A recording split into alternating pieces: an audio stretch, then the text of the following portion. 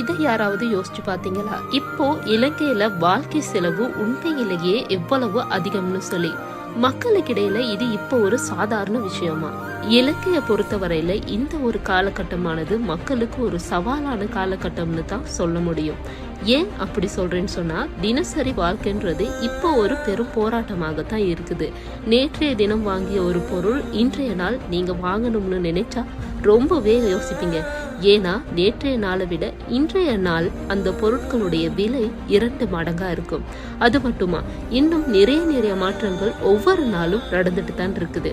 பெட்ரோலுடைய விலை, உணவுப் பொருட்களுக்கான விலை, இது மாதிரி இன்னும் சொல்லிட்டே போகலாம்.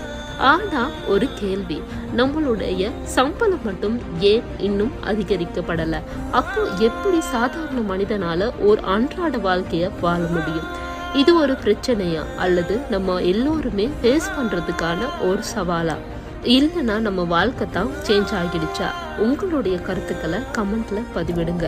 இது மாதிரியான தகவல்களுக்கு CMN ஓட இணைந்திருக்க மற்றும் ஒரு புதிய தகவலோட உங்கள் நானா.